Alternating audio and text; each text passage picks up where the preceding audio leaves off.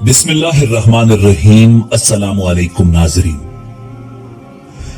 حضرت مسلم بن عقیل رضی اللہ تعالی عنہ مولا علی علیہ السلام کے بھائی حضرت عقیل بن ابو طالب کے بیٹے تھے اور امام علی مقام امام حسین علیہ السلام کے چچا زاد بھائی تھے۔ آپ اسلامی فتوحات اور جنگ صفین وغیرہ میں شریک رہ چکے تھے، اور جب امام حسین علیہ السلام نے بیعت یزید کو ٹھکرا کر مدینہ کو خدا حافظ کہا تو آپ بھی امام حسین علیہ السلام کے ہمراہ مکہ تک تشریف لائے تھے۔ حضرت مسلم بن عقیل رضی اللہ تعالی عنہ کا لقب سفیر حسین اور غریب کوفہ یعنی کوفہ کے مسافر تھا۔ واقعہ کربلا سے کچھ عرصہ پہلے امام علی مقام امام حسین علیہ السلام کو اہل کوفہ کے خطوط موصول ہوئے کہ ہمارا کوئی امام نہیں ہے، آپ تشریف لائیے، ہو سکتا ہے آپ ہماری ہدایت کا سبب بنے۔ امام حسین علیہ السلام کوفہ کی تہذیب اور وہاں کے لوگوں کی بدلتی ہوئی طبیعت اور مفاد پرستی کو بخوبی جانتے تھے، کیونکہ اسی کوفہ میں آپ کے والد بزرگوار مولا کائنات مولا علی کرم اللہ وجہ الکریم کو شہید کیا گیا تھا۔ ایسے شہر کے لیے کسی مخلص اور تجربہ کار شخص کی ضرورت تھی کہ جو لہجہ بلہجہ رنگ بدلنے والے افراد سے شکست نہ کھا سکے اور اپنے مقصد کے اصول سے ہنگامی حالات میں بھی غافل نہ رہے۔ امام علی مقام امام حسین علیہ السلام نے اپنے مختصر قافلے پر نظر ڈالی اور مسلم بن عقیل کو اپنا نمائندہ منتخب فرما کر صورتحال کا جائزہ لینے کے لیے کوفہ روانہ کر دیا۔ ناظرین، حضرت مسلم بن عقیل رضی اللہ تعالی عنہ مکہ سے مدینہ تشریف لائے اور روزہ رسول صلی اللہ علیہ وآلہ وسلم نے نماز ادا کر کے صبح ہوتے ہی کوفہ کی سمت سفر کا آغاز کر دیا۔ راستے کی مشکلات برداشت کرتے ہوئے مدینہ سے کوفہ پہنچے اور مختار بن عبید سقفی کے گھر قیام پذیر ہوئے۔ جناب مسلم کی آمد کی خبر سن کر اہل کوفہ مختار کے گھر میں جمع ہوئے۔ آپ نے امام علی مقام امام حسین علیہ السلام کا خط پڑھ کر سنایا تو لوگ جوش محبت و عقیدت سے رونے لگے، اور بعض بااثر عقیدت مندوں نے کھڑے ہو کر اپنے جذبات کا اظہار کیا اور اپنی نصرت کا یقین دلایا۔ اس کے بعد لوگ آپ کے ہاتھوں پر امام حسین علیہ السلام کی بیعت کرنے لگے۔ اگرچہ جناب مسلم بن عقیل نے ان لوگوں سے بیعت کا مطالبہ نہیں کیا تھا، لیکن جب وہ برضا و رغبت بیعت کرنے لگے تو آپ نے ان سے اس طرح بیعت لی جس طرح رسول صلی اللہ علیہ وآلہ وسلم نے قبیلہ خزرج وغیرہ سے بیعت لی تھی۔ بیعت کے الفاظ یہ تھے: کتاب، سنت رسول کی طرف دعوت، ظالموں اور سرکشوں سے جہاد، مستضعفین سے دفاع، محروموں کے حقوق کی بازیابی، غنائم کی صحیح تقسیم اور اہل بیت کی نصرت۔ ناظرین، کوفہ میں مسلم بن عقیل کی بیعت کرنے والوں کی تعداد 30,000 تک پہنچ گئی، جبکہ ابن عساکر کے مطابق 12,000 افراد نے مسلم بن عقیل کے ہاتھ پر امام علی مقام امام حسین علیہ السلام کی بیعت کی۔ بعض نے بیعت کرنے والوں کی تعداد 18,000 لکھی ہے۔ بیعت کرنے والوں کی تعداد میں اختلاف ہے۔ اس اختلاف کا سبب یہ ہے کہ بیعت ایک ہی دن نہیں ہوئی، بلکہ سلسلہ کم و بیش 1 ماہ تک جاری رہا، اسی لیے بیعت کرنے والوں کی تعداد معین نہیں کی جا سکتی۔ جب اہل کوفہ کی کثیر تعداد نے مسلم بن عقیل کے ہاتھ پر امام کی بیعت کر لی تو حضرت مسلم بن عقیل نے امام حسین علیہ السلام کو خط لکھ دیا کہ کوفہ آنے کے لیے حالات سازگار ہیں۔ اس وقت کوفہ کا حاکم نعمان بن بشیر تھا۔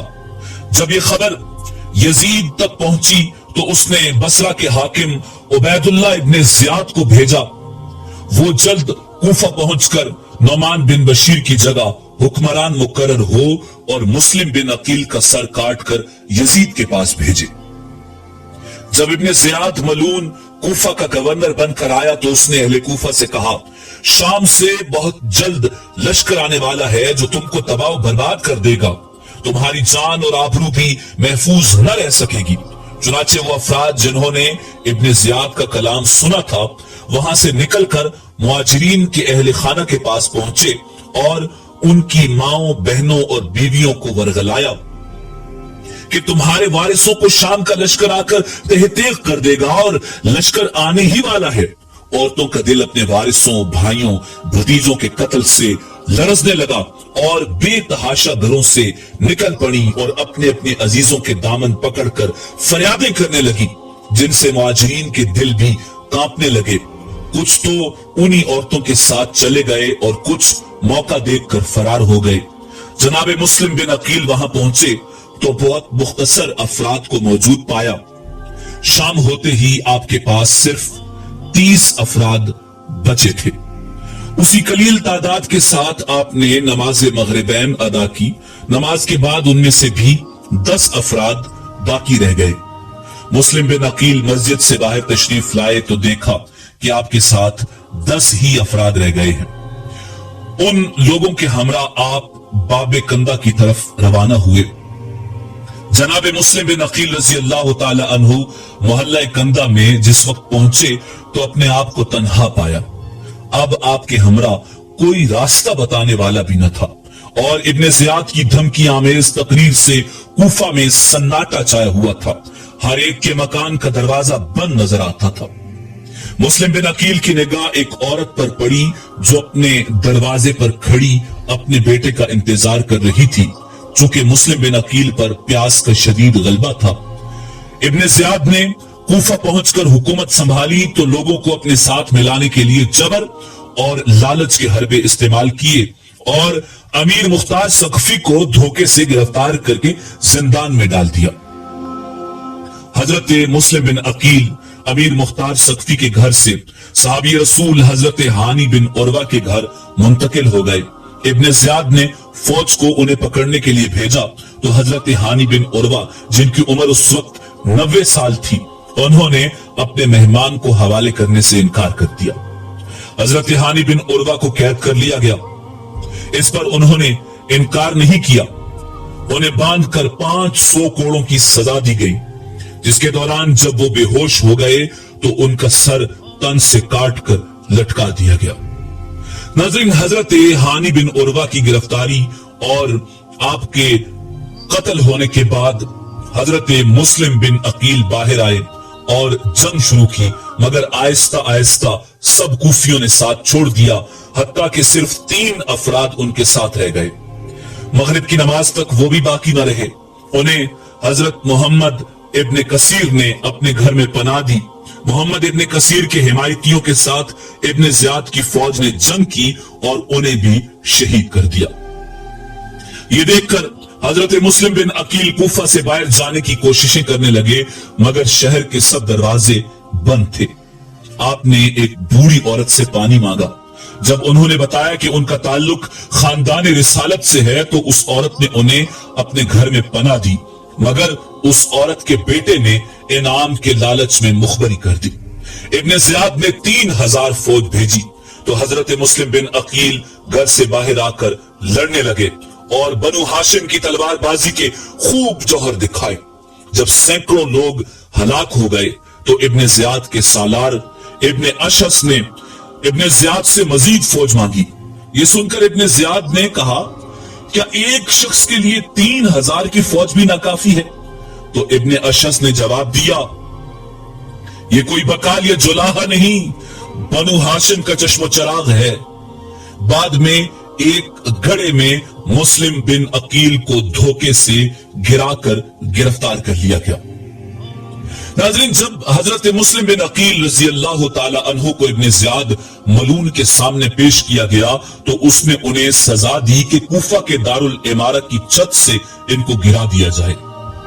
हजरत मुस्लिम बिन अकील ने शहादत से पहले चंद वसीयतें की, जिसके बाद उनको छत से गिराकर शहीद कर दिया गया। यह वाकया 9 ज़िलहज सन 60 हिजरी का है।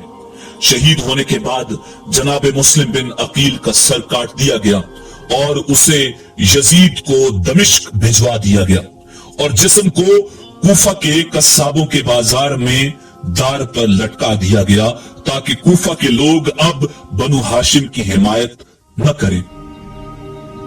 आगाज़े करबला का जुल्म ये कैसा संगीन हो गया, कूफा मुस्लिम के खून से रंगीन हो गया। नाजरीन, इसी उम्मीद के साथ इजाजत दीजिए कि आपको हमारी वीडियो पसंद आई होगी।